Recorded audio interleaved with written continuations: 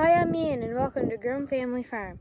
In today's video, I'm going to be working in the garden, so stay tuned and I'll get on with the video. So here, as you can see, is our garden that we've made. It has 1, 2, 3, 4, 5, 6 rows that go from up there, just a little bit from about that scarecrow, all the way down to the bottom by that big puddle. We have planted in the garden quite a few things also, but what I'm going to be doing today is taking out all the rock piles like this one, all throughout the garden. In the garden we've planted a little bit of everything. We have carrots right along here, all this row, and then we have beets, onions, we have corn up there, and then corn down below also. We have carrots, and then we did plant our potatoes down below too. I would normally video all this stuff that we're doing while we were planting it, but I've been a very poor YouTuber recently, and I haven't really filmed a whole lot that we've been doing. We've been really busy, and I really just haven't had time to get the camera out and film. We have done quite a bit since I made a video, which I'll show you. Here I am picking up all the rocks through the rows of the garden, and I'm using my Uncle Johnny's four-wheeler to do this, with the little Rubbermaid wagon on the back of it. I'm shoveling them all up with a flat shovel and tossing them in the wagon, and then when the wagon's full, I'll drive up the rows and go and dump it in the swamp road to fill it in so that we have a good road to drive across. Overall, the day went pretty well shoveling the rock in. So now it's a little after lunch, and I'm standing behind the garden here, and it just came back out from lunch, and I finished up pulling all the rest of the rocks out. As you can see, the sky has cleared up nicely, all the fog is gone and the dampness. There still is a little breeze that's blowing, so it's not too hot. It's a beautiful day out now. I'm here in the garden, and I have all the little rock piles picked out. There's a stick here that I couldn't get out, so we'll have to pull that out with a machine of some sort. But all the rocks are out. Here we have tomatoes that are planted. Then over here, we had rows here, but we decided to put in little beds because there was so much water that was sitting in the rows here that we had to improvise and build it up some because this was a low spot. So we built this all up. That sign fell over. And right there we have peppers and tomatoes, and then we have broccoli and some more stuff over there at the end of those drills. And then if you come over here to this side, in this drill, and then after the corn it's carrots, and then in this drill here we have more corn next to it, and then right here we have zucchinis and then onions, and these two rows here are onions, along with some peas and beans. And then that lower parcel, all the way down there, is all corn at the bottom. And then the third row, we haven't planted anything in it yet, but we are going to plant turnips in it. I almost forgot that we have a little section here of beets that runs down right about to the bottom, to where that hill starts to go downwards. The spot that holds water, it's right at the bottom, and it runs all up through the drills. This is a really wet spot here too. Right here, I'm standing in front of a potato patch. Here we have 1, 2, 3, 4, 5, 6, 7, 8 rows of potatoes. They're just starting to poke their heads at the ground. There's a few that are a little bit bigger, like this one here. This one has a decent size. And then there's other ones that are a bit smaller, like that one there. But they're all starting to pop up through. And yes, there are a few spots that have washed out, and we need to go through and pick the rocks out. But we've been working on the upper part so much that we haven't had time to go through and pick the rocks out of this section yet. But that will be done soon enough. But they're starting to come through, and we planted these about 2 weeks ago now, which is pretty good. So here we used a completely different method than we did other years. Normally, as you've seen last year, if you watch the channel for any length of time now, we planted up on the hill over there that way up there, where it's grassland, which hasn't been cut, and that's something else I have to show you right there. But anyway, we planted there, and we used the plow, and we would plow a hole. Like, we would take the plow and we would plow through the ground, and then there would be an opening, and we would plant the potato in there along with the fertilizer that we would put in with, and then we would plow right beside that and flip the sod over on top of the potato, and then we would plant and plant and plant and keep on going by covering the potato over with the sod. But with the sod, the potato had a harder time growing up through the sod, and so then the potato wouldn't come up as quick. And the sod held a lot of water so that they were drenched for a lot of the rainy time. And also, planting on top of the hill, the water all ran downwards. So when it got dry in the summertime, the potatoes really dried out.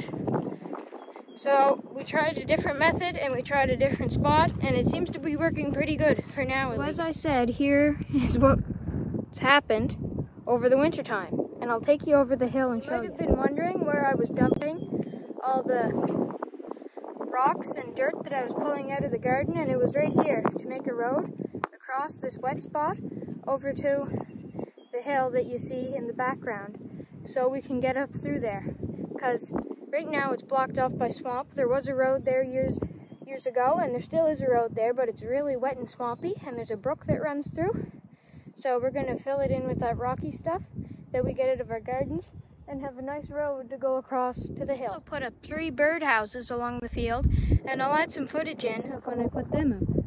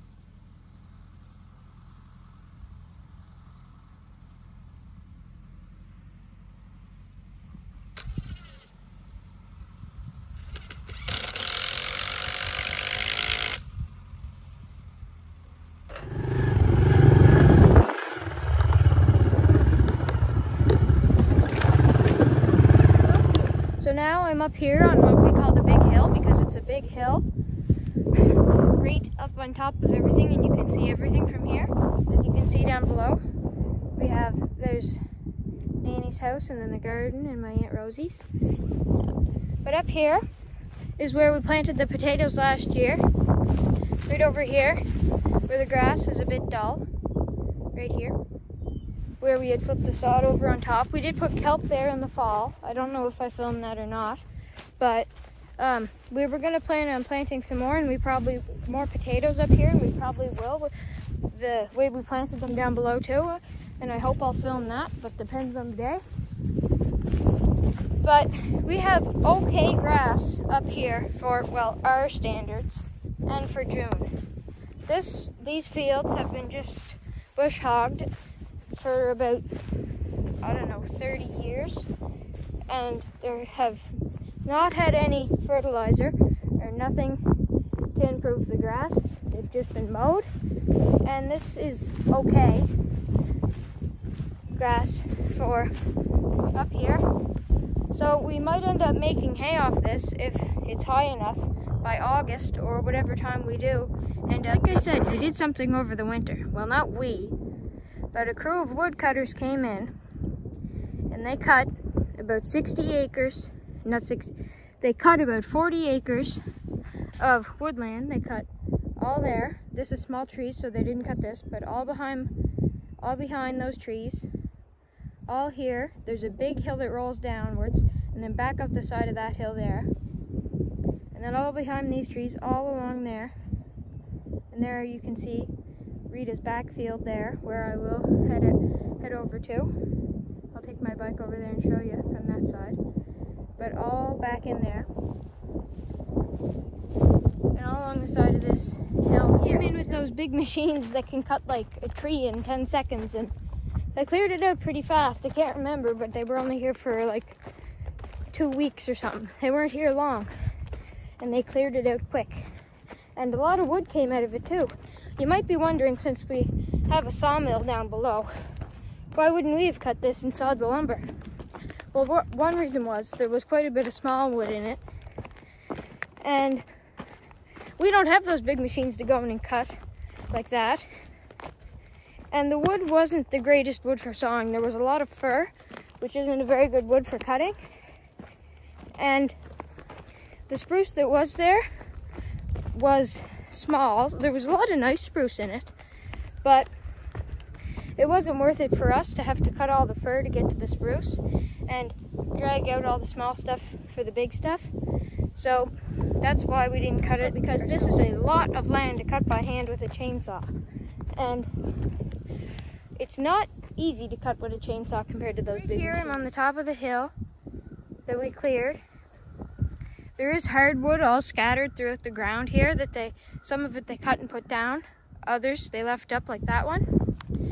And as you can see over there, there is a lot of hardwood in that section there that they left standing, because they didn't cut the hardwood because they didn't take hardwood. And as you can see down through there, there's a lot of leafy trees, which is all hardwood, birch and maple, and there's a ton of it on the ground that we have to go through with the log loader and pick up all through here. I think I'm probably standing in the best view in Grand Grave. The camera does not do the justice. Out there you can see the mountains in the long range, and close up you can see the water. If these trees weren't here and a few more were cut, you could see all out the Atlantic Ocean, or just the bay that we were in. From this side, you can see that side of the hill, and going downwards towards the swamp. We did cut the field on an angle like this because that's where the property line ends. It goes that way and comes up right here, and this is a square here. You can see down towards the house, and you can see all around you up here.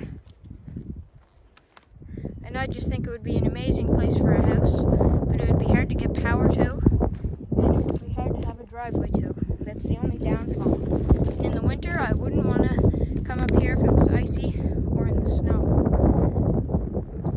But that field there has decent hay on it too, that I will take you up to see, like I said. You might be wondering, Ian, how are you going to remove possibly all these stumps out of here and all this brush and get this all cleared for fields like you want to? Well, it's going to be a lot of work, and we're not going to be able to do it with the equipment we have. First of all, we're going to go through and we're going to cut all the small trees out and take out all the brush, and then we're going to have to go through with a dozer or something and pull out all the stumps, and then we'll plow it, disc it, and seed it into grassland. And the hillier stuff we'll use as pasture. The flatter stuff we'll use as hay ground. Probably all over there on that side of the hill will be hay ground, because that's a long ways away, and to move cattle all that way will be a lot. But we have enough land here cleared to support a lot of cattle, and we'll end up growing into it. We won't probably go full out right away. We'll grow into it, and it'll take us a few years to occupy all the cleared land. And we'll probably take our time with clearing it, and only clear like maybe 20 acres 1 year, maybe another 20 acres, then maybe 10, and then maybe another 10. In some sort of pattern like that, because we don't need it all cleared. We'll probably clear it as we grow. But like, what I mean by that is seeding it, because seed and fertilizer is extremely expensive. And right here, as you can see, I'm standing where they cut, and here's a fence, because my grandfather did have this hill here, the second hill, cleared off and fenced, and he did put his cows up here long ago.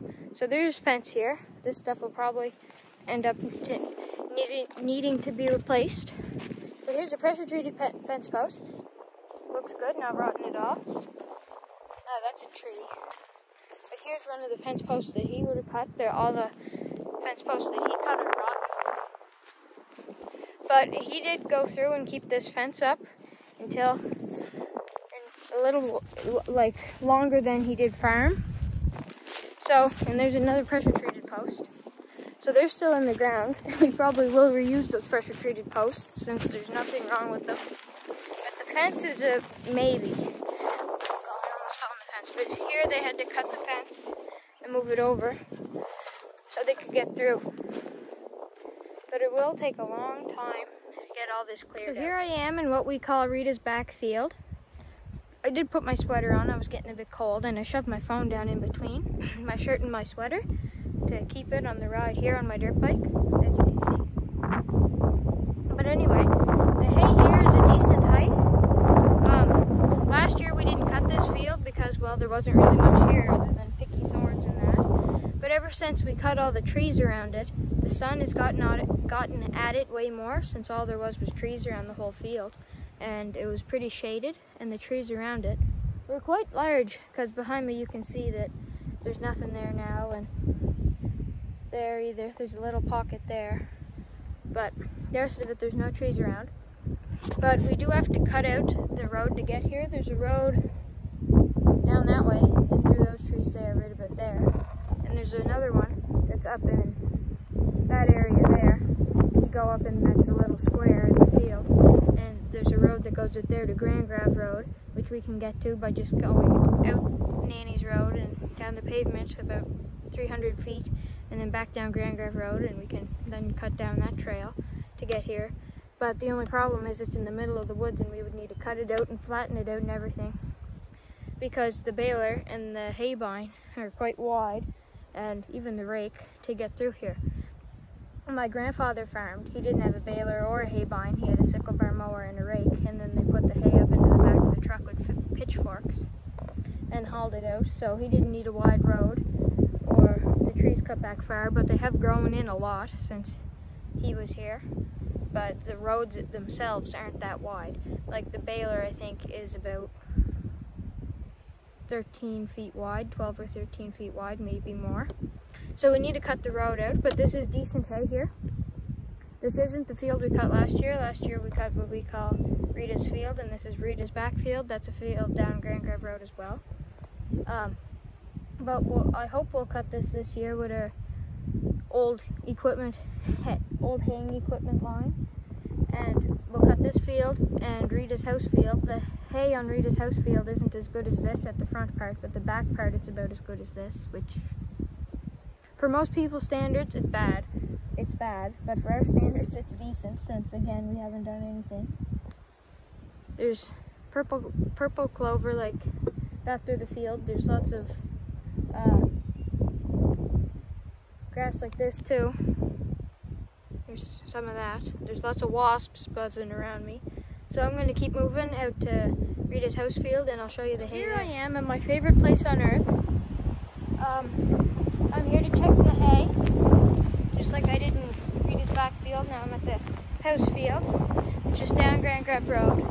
And at the front here you can see the hay isn't that great, but the further you get towards the back, the better the hay gets. Down there below, the hay is pretty good. It is a lot windier here than it was back at Nanny's, and definitely the wind was a lot calmer in the woods. But this is the lower part of the field that hasn't been cut the past few years, and as you can see over there, the line is where they mow. The hay is quite good over there on that section of the field. It's a lot of timothy, and there's a few dandelions in it too, and clovers, but it's good hay down below, which we will be cutting this year. Now I'm going to head back to Nanny's and show you some additions into some new equipment that we purchased, well, new to us at least. And as you can see, it's really windy here, my hair is blowing everywhere. And yes, I do need a haircut, it's really long. I had COVID, and then got really busy in springtime. So, but this is the hay here.